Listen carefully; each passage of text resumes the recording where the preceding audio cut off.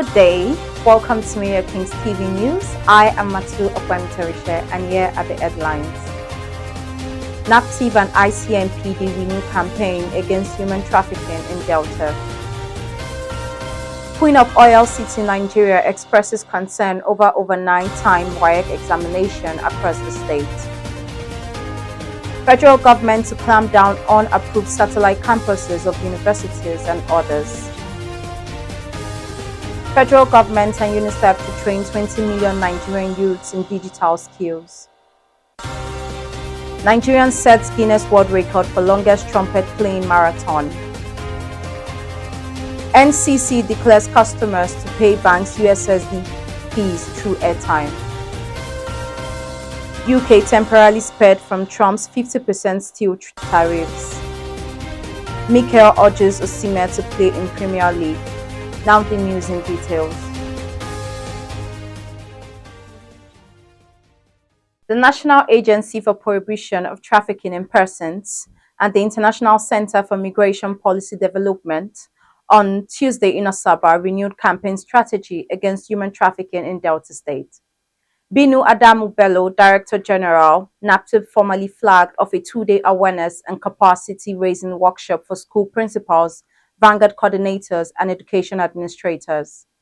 According to her, the workshop was to equip participants on the use of tools for the implementation of TIPVAP vanguards under the School Anti-Trafficking Education and Advocacy Project. The program was organized by NAPTIP in collaboration with ICMPD, implementing STEP in Delta State. The project is being funded by the government of the Netherlands. Ms. Adamu-Bello, represented by Josiah Emerole, Director of Intelligence of Research and Program Development Department of NAPTIP, said the workshop was to raise the participants' awareness on issues of human trafficking and how to deal with it. Also, she stated that 50 secondary schools have been selected in Delta State, and also each school would have NAPTIP student vanguards to continue with the sensitization against human trafficking in the state. She, however, noted that the fight against human trafficking should be in a collective one and not to be left for government agencies alone. The Queen called on the authorities to prioritize students' welfare and ensure a smooth examination process. She urged WAEC to anticipate potential challenges and think of possible solutions when planning for examinations. The 9-time exam sparked debate, with some arguing it was a measure to curb malpractices. According to WAEC, the reasons for the 9-time exams were due to logistical hurdles during the distribution of examination materials and efforts to prevent question paper leakage and maintain exam integrity, which lead to delays. These factors resulted in students taking exams as late as 10 p.m. and even past midnight in some cases, with many using torches, candles, and mobile phone flashlights due to inadequate lighting. WAEC have apologized for the inconvenience and promised to review their processes. However, the House of Representatives Committee on Basic Education and Examination Bodies has summoned WAEC to address these issues and provide explanations for the irregularities, assuring that the committee is concerned about the trauma candidates are facing and demands WAEC take steps to prevent such incidents in the future. The Minister of Education, Dr. Tunji Alausa, has warned federal universities, polytechnic and college of education across the country, declaring that any satellite campus established without approval through their respective regulatory agencies, the National Universities Commission, the National Board for Technical Education, and the National Colleges of Education will face strict sanctions. This directive was contained in the memo dated May 30, 2025, addressed to the executive secretaries of those regulatory agencies, in which the minister expressed serious concern over the growing trend of unregulated and unjustified establishment of satellite campuses by federal universities, polytechnics, and college of education. Alausa emphasized that the unapproved of satellite campuses undermines the integrity, quality, and sustainability of Nigerian tertiary education system. In the meantime, Alausa directed the 3 regulatory agencies, NUC, MBTE, and the NCCE, to formally inform all federal tertiary institutions under their purview that henceforth no satellite campus to be established without the express approval of the Minister of Education through these regulatory agencies. It further stressed that failure to comply with this directive will not be treated lightly and will attract appropriate disciplinary measures. The federal government is partnering with the United Nations Children's Fund to train 20 million young Nigerians on digital skills by 2030. Vice President Kashim Shettima disclosed this at a meeting with the United Nations Resident and Humanitarian Coordinator in Nigeria, Mohammed Fall, on Tuesday in Abuja. The meeting was also attended by the Unicef Deputy Representative Ronald Khan and the Chief of Unicef Lagos Field Office, Celine Latofere. Shettima stated that Nigeria represents both a challenge and an opportunity with its rapidly growing population, currently estimated at over 230 million, and an average of age of 17. He accepted to chair the board of Generation Unlimited Nigeria, a public-private youth partnership platform which is constituted to help young Nigerians between the ages of 10 and 24 transition from learning to earning through digital connectivity. He confirmed that GenU Nigeria initiative aligns with the federal government's renewed hope agenda of inclusive development, digital innovation, and youth empowerment. Now on the entertainment news.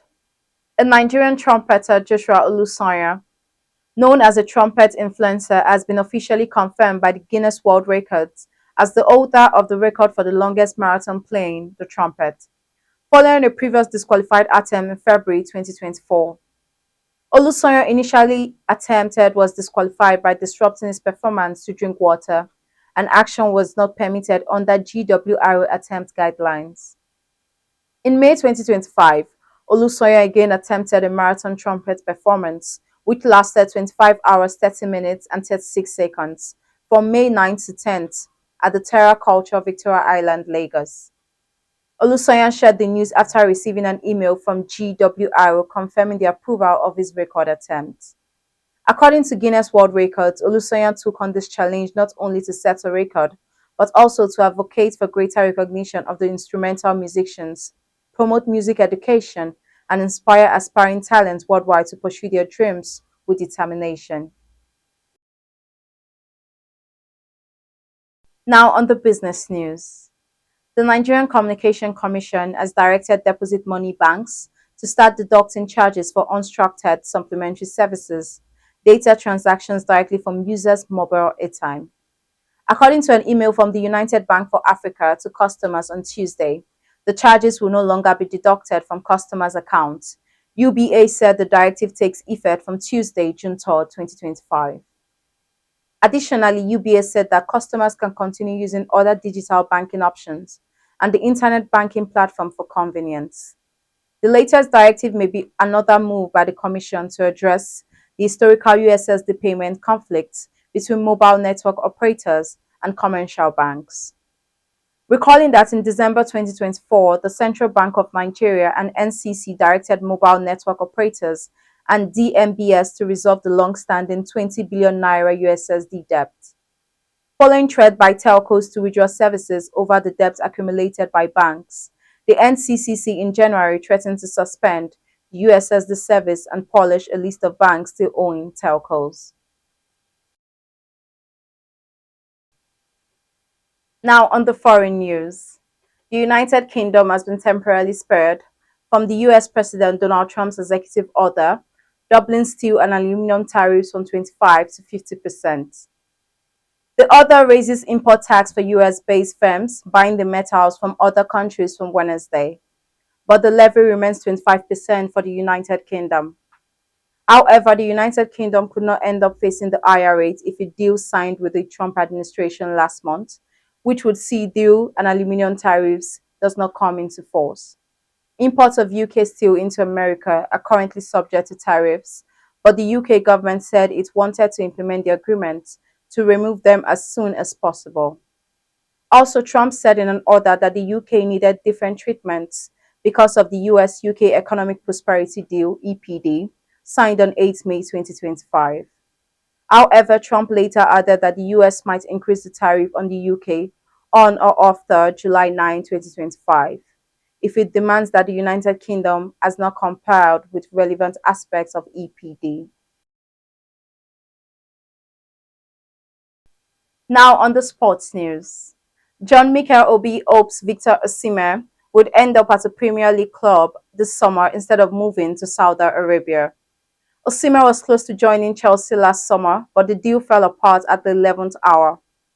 Meanwhile, Liam Delper arrival from relegated Ipswich Town appears to have ended the Blues' interest in the Nigeria international. Galatasaray are desperate to sign the striker on a permanent transfer, while Al Ahly are interested in bringing him to Saudi Arabia. In the meantime, Mikel believes Osimhen cannot move to Saudi Arabia at this stage of his career. Mikel insists on the fact that bringing in Osimhen will provide an instant lift on his side.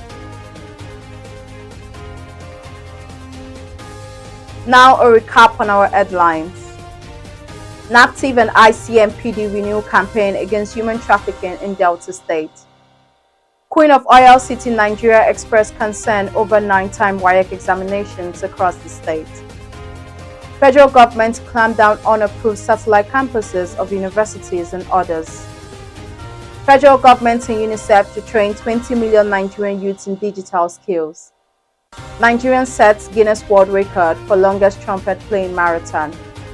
NCC declares customers to pay banks USSD fees through airtime. United Kingdom temporarily spared from Trump's 50% steel tariffs. Mikel urges Osimhen to play in Premier League. That's the news as detailed by Timiola Emanuela. I am Matu Okwamitirishe. Thanks for watching.